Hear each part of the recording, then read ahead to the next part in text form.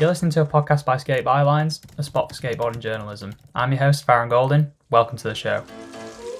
He's the boss, he's aging gracefully, we all know he eats fruit. But who is Andrew Reynolds really, and what does he mean for skateboarding? It's something that puzzled the author and my guest on today's show, Kyle Beachy. An unanswered question which lingered for a couple of years following Emerica's Stay Gold and the profound video part from Reynolds which closed it. Eventually, this wonderment became the subject of an essay Kyle wrote for Jenkem Magazine in 2012, titled A Very Large Puzzle on Andrew Reynolds. The boss became the boss because at some point he stopped being the guy you were worried about, and he started being the guy who people were guided by. It was like a kind of North Star for all of these other skaters. And I don't know exactly how it happened, but I do think it was after Stay Gold, after that kickflip, after using a song that, God, I would never want to hear that song in my life. Gibberish lyrics, faux spirituality, not my shit. However, if you can rescue that song, you have achieved something. So I think there was a kind of stunned, holy shit, what has this guy accomplished? Let's try to countenance some of that.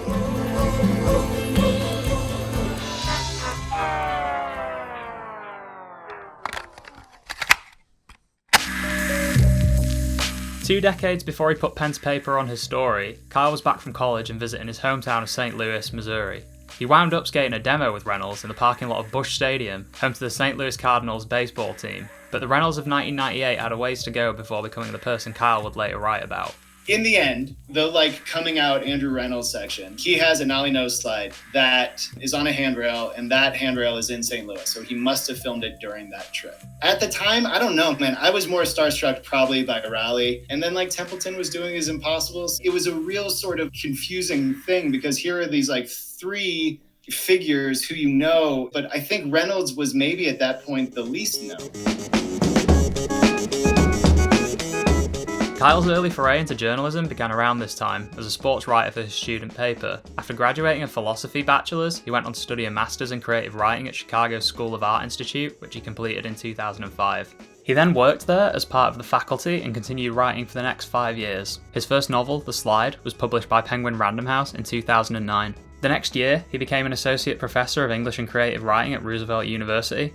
Around this point, Kyle began working on his second novel, which he intended to be about skateboarding. I'm going to try to do justice to this thing that's in my life that's been this giant part of my life forever. And what I found was I had a really, really hard time doing it. And part of that was just because writing your second book is immensely harder than writing your first book, I think, for most people. And the second real challenge was I wanted to write that book in a way that was more interested in the structure of skateboarding than it was interested in the structure of a novel. The structure of a novel being cause and effect, a linear sort of sequence of things happening. We have a rising sort of tension towards some sort of climax. We call this plot and so on. What I wanted to do was try to find a way to write a novel that mimicked what skateboarding was like, which is a lot of repetition, a lot of sort of aimlessness, a lot of things not happening, and then things suddenly really happening. Whatever the case, however I did it, it became very frustrating. And so at a certain point, I thought, well, look, what if I just wrote editorially about skateboarding? His first pieces on skating were then followed by an exhaustive article about David Foster Wallace. Kyle wanted to return to something more straightforward for his next story. I wanted to write something quickly. I wanted to write something lightly. And I thought, fuck it, I'm just going to write about someone I admire. Writing should be fun. Skateboarding is fun. Why can't I find this sort of balance between those two things? This new skate website called Jenkem, I'm going to pitch them a thing on Andrew Reynolds. And that was it. Basically why does everyone agree that this guy is so sick? What has he done that resists the sort of, yeah, but? There is no yeah, but with Reynolds. And I was like, how does he do that? What is it about him? It was just straight up Reynolds is sick. Let's look at that. That became the essay, A Very Large Puzzle on Andrew Reynolds, and it's one of many that Kyle wrote about skateboarding in tandem with his career as an English professor. However, this piece on Reynolds is particularly significant as it was a cornerstone for what finally became his second novel, The Most Fun Thing, Dispatches from a Skateboard Life, published in 2020 by Grand Central. Kyle's essay on Reynolds was also something I read early on when I was starting to write about skateboarding myself. It's always stuck with me, so it's with great pleasure to welcome Kyle on the show to talk about it. I'm your host, Farron Golding, and you're listening to a Bylines podcast.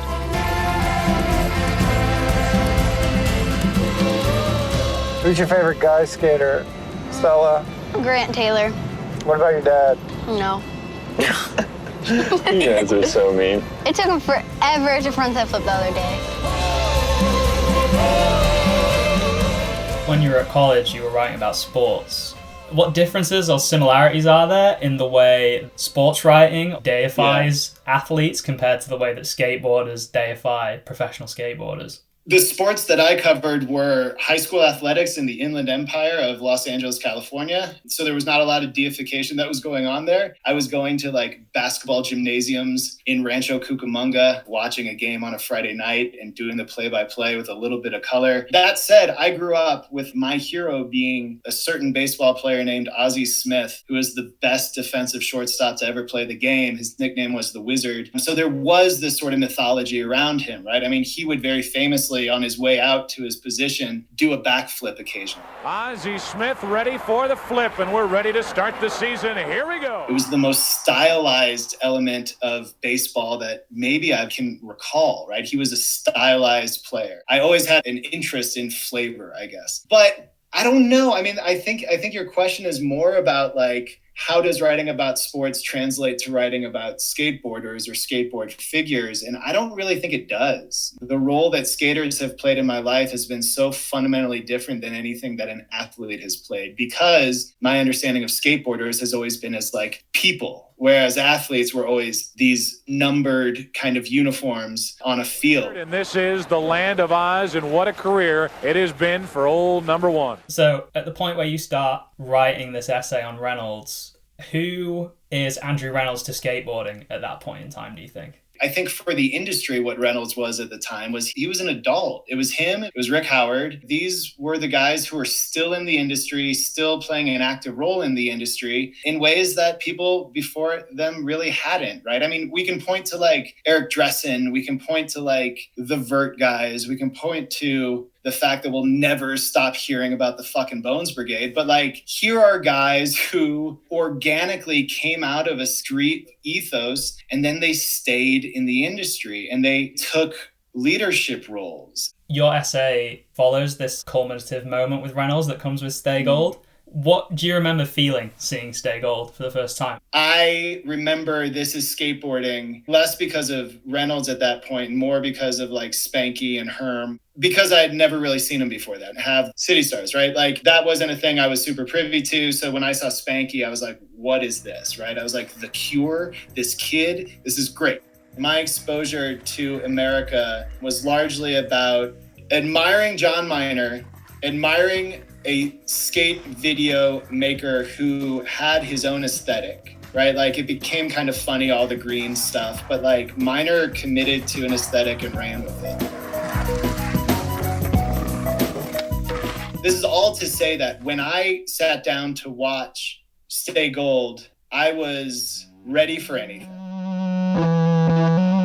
I was not coming at it as a fanboy for such an established company. I came in pretty open to it. And I remember by that closing section, it was one of those times where you feel emotional. You're really just kind of moved by skateboarding. I felt like I've not wasted my life. Put this in the column of arguments for why you have not wasted 30 years of your life doing this thing. That's, I think, something a lot of us, especially as we age, start feeling less and less. And when it does happen, it's like you feel this immense gratitude. And maybe that's the other thing to add to the sort of Reynolds thing. Like, I felt gratitude by the time I started writing that. I wanted to be like, God, thank you for this. What have you done? What are some other times you've been moved by skateboarding in that way? Oh, I'm moved by skateboarding constantly now. I go to Slow Impact and I look around the room and I think, I cannot believe all of these skaters are in Tempe, Arizona. Here's this panel talking about addiction, which is a conversation I've heard 50 times in the context of skateboarding, but this time it's done newly and I am so moved by it. I'm pretty regularly moved. I weep because of skateboarding fairly regularly.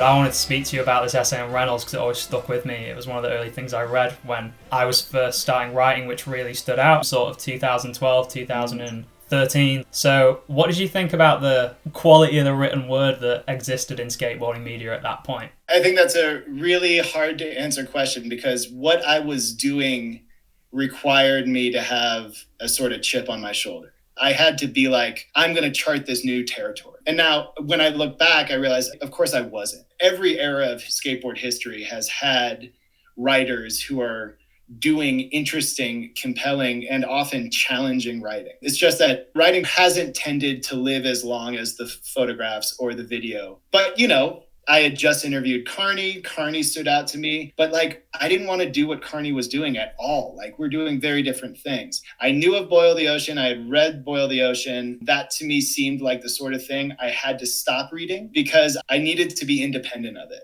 And I'm speaking of this like as a thing I've grown out of, right? At the time, I really had to believe that I was doing something new and that I was like the underdog.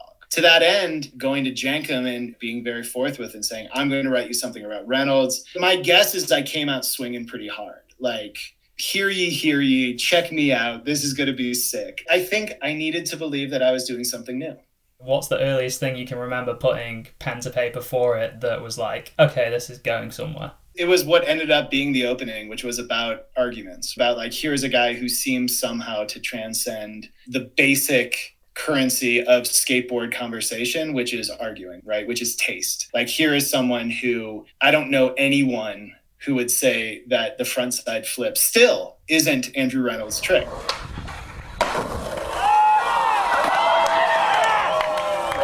We could have said the impossible was always Ed Templeton's. Then Dylan Reeder came along. The fact is like, Reynolds' frontside flip is beyond the scope of typical skateboarding currency. It somehow escapes the standard back and forth, tit for tat, irreconcilable differences that all skaters have about style and taste. So it started there. It started with like, hey, we're assholes, and yet here's one thing we agree with.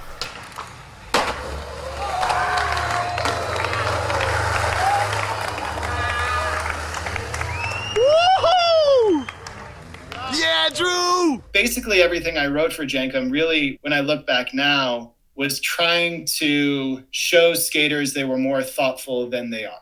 It was basically trying to say like, hey, here's this thing we do. That means we're not pieces of shit. Age and thoughtfulness are the two main themes of the story. And how did those ideas around him and those notions come together? Well, I think the other factor we have to bring in here, as much as I was agog at how it seems successfully Reynolds had become an adult as a model. And, you know, he and I are roughly the same age, right? And so part of it is like, thank God I can keep doing this. And here's someone who has gotten through things, seems like less of a piece of shit than ever. And not doing it by stepping away from skateboarding, but actually doing it through skateboarding. Honestly, I think the best thing I can do is just be a good example.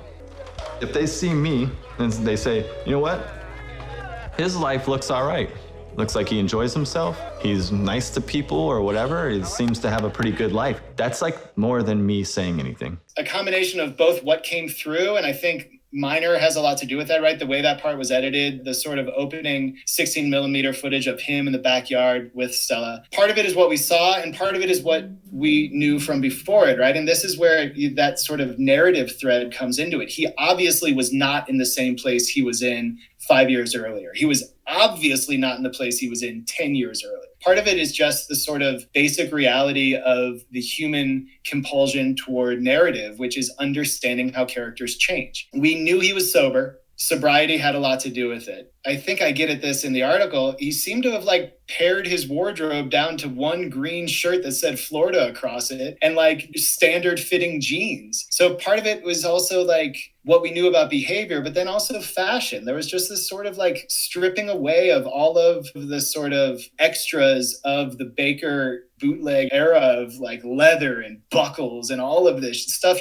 I couldn't imagine ever skateboarding in. Suddenly now he's like focused in a different way. And this is maybe other part of it, like he's looked good in every era. He has looked good in every particular kit that he has put together. And I mean, maybe that's it. Maybe it's just like familiarity. That's basically what it comes down to. You look at these people for so many years that they either end up disappointing you in some way, or you're just like pleasantly surprised to not be disappointed.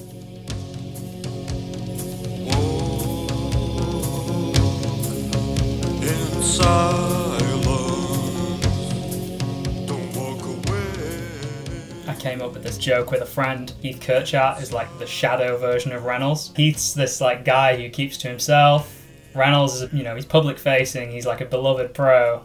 Not that Heath isn't beloved, but it's in a different way. He's got the big, deservedly grandiose last part in Stay Gold, and Heath's video part is tucked away as an extra. The combination of two different kinds of fortitude, right? Heath continues to sort of linger as this specter in the industry. Now he's producing Epically Later with Pat O'Dell. But, he has no reason really to be in skateboarding except that despite it all, Heath's a skater. I have no idea if he watches clips, if he stays up on skateboarding. My guess is he doesn't at all. But the fact is he can't quite get all the way out. I think there is a sort of neat inversion of Reynolds there, where Reynolds' version is to be skating all the time, no matter what. Heath's is sort of just I can't quit you. I just can't quit you.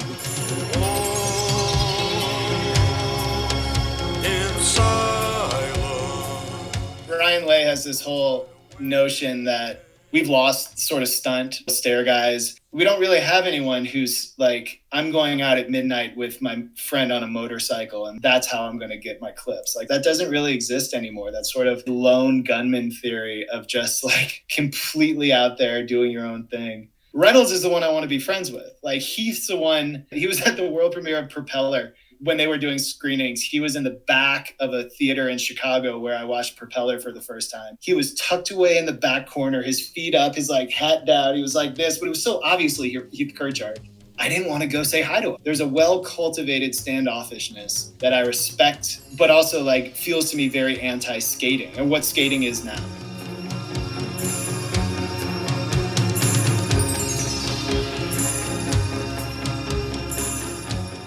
Write about navigating into adulthood as a crisis that you also, if you persist long enough at this most fun thing, will have to confront.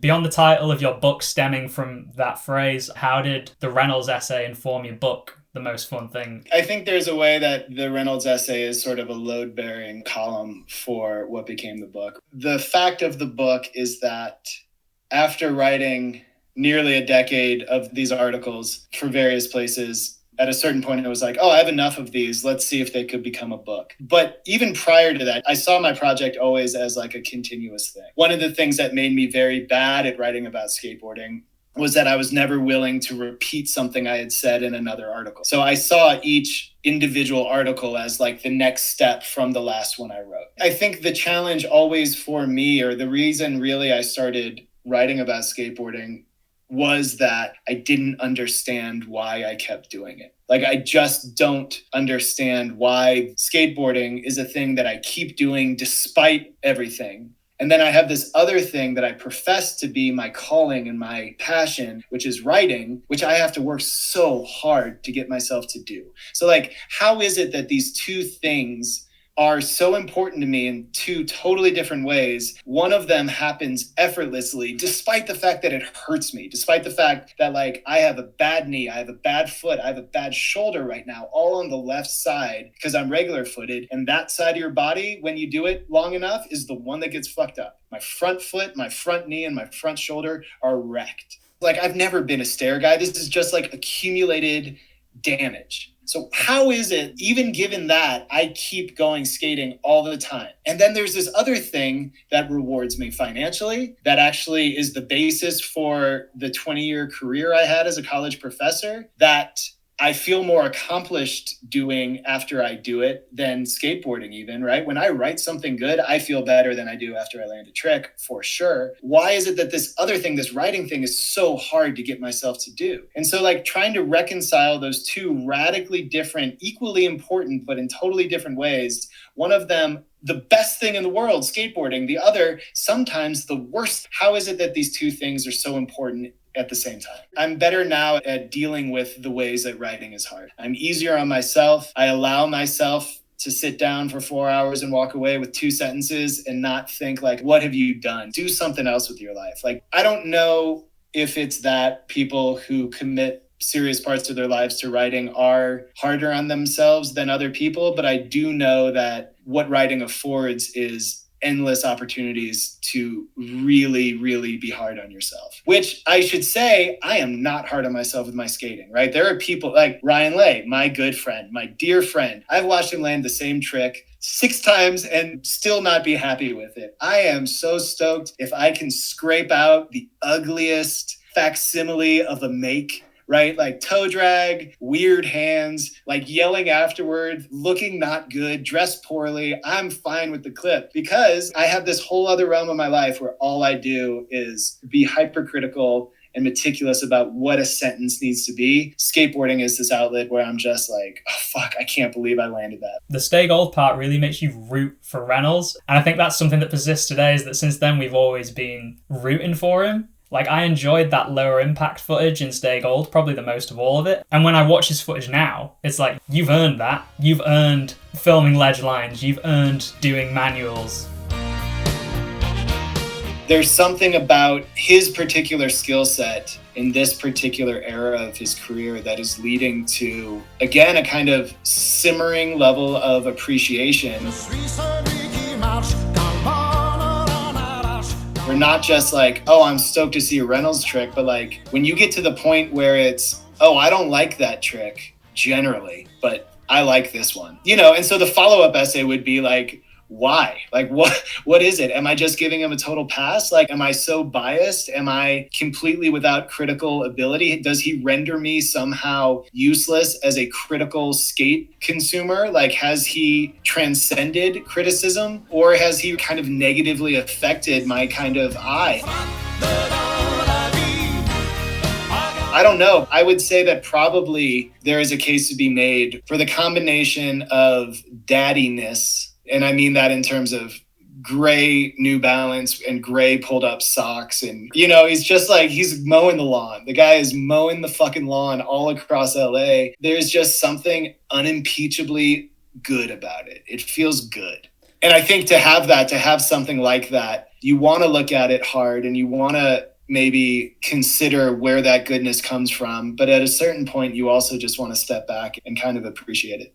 At the end of 2019, Quarter Snacks ran their first Readers Poll, which was a recap on the decade's most influential videos and video parts as voted on by Quarter Snacks readers. You wrote about Reynolds in Stay Gold. How was it revisiting him and that video all the years down the line from the Very Large Puzzle essay? It was wonderful. First of all, there's something about being solicited to write those sort of things, right? This is where I feel FOMO as a writer. Like every year I'm like, damn, you know, when you're given 150 words, I love working within that sort of format. I love trying to cram what is probably a 3,000 word essay into 150 words. That's a fun challenge. You want to give it its due, and it's very hard to do that without just listing like, here are the cool things about it. You want to say something. That's what readers come to those for. Like, and that's what Costa gets, you know, the assortment of writers that he brings in. It's because it's like, oh, here are people I can trust to say a thing, to believe a thing about this. It's a wonderful format. I'm so stoked on them every year. It felt,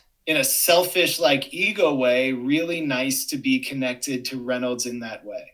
As a writer, you want to write about as many different things as you can, especially about skateboarding. You want to have as many different inroads into skateboarding as you can find, or at least I did. You know, that's what an essay is. An essay is, here's this thing, I'm going to try to find all these ways into it. And so essentially, by writing about different parts of skateboarding, you're just finding your way into skateboarding in different angles. That said, it was really, really nice to be able to return to Reynolds, having already said enough about Reynolds that I felt like I said enough, and have the chance to kind of, this is going to sound very strange, but treat Reynolds in a way as mine. There was a way like, yes, I'm back here again. It was a very unique writing experience to do that little thing, and I was super hyped to do it. Costa will be due a text from me in like 3 weeks saying, can I write about this part of the end of year thing? I think what you just said is also a really important lesson for anyone who happens to hear this. What you just said is a really necessary thing to do in the world of skateboarding, and the world probably more generally, which is, if you want to do a thing, you should reach out and ask. Like, if you want to do a thing, you should put yourself in the mix by asking to do the thing. So yeah, thank you for that reminder.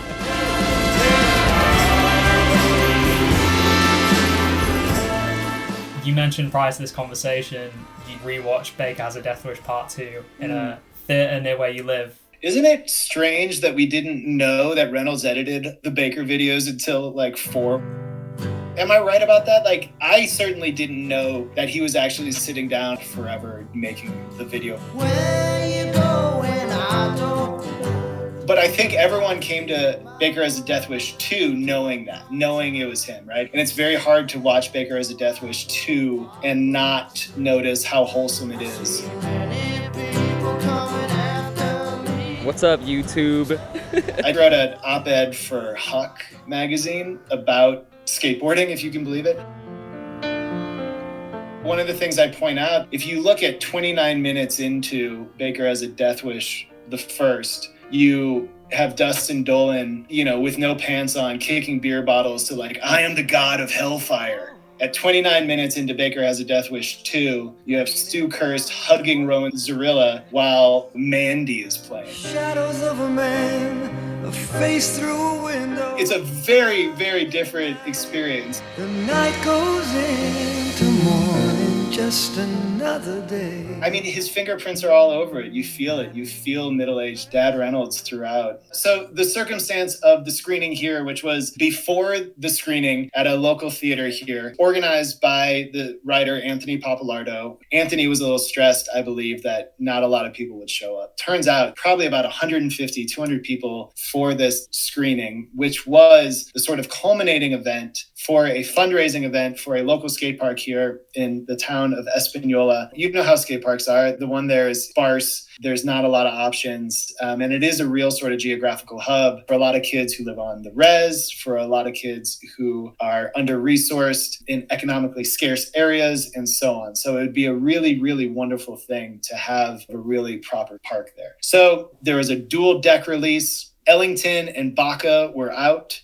I managed to meet them both without making an ass of myself. Got to hug Sammy Baca twice. I will say he has an exceptional embrace. The most moving thing about this, beyond the fact that there was this great turnout, beyond the fact that they sold out of at least one of the boards, besides the fact that Ellington was there and he's an exceptional ambassador to skateboarding, and Baca is just the most spiritually uplifting person you can ever meet. Prior to the actual screening, the screening was delayed so that we could have 3 distinct dances by indigenous dancers. I mean, they're in full Native American regalia, bringing an energy to this skate event that has at once nothing to do with skateboarding. And then at the same time, as you're watching it, you realize like, absolutely, this is skateboarding, right? To put on this regalia that speaks to not only who you are, but the lineage of people that you've come from, all of the beliefs of those people, all of the rituals, and stand up there and spin and step with this pace, swinging legs and arms and hands and held objects. It was impossible to separate it from skateboarding. This too is the spiritual element that has given birth to this weird, stupid fucking thing that we do.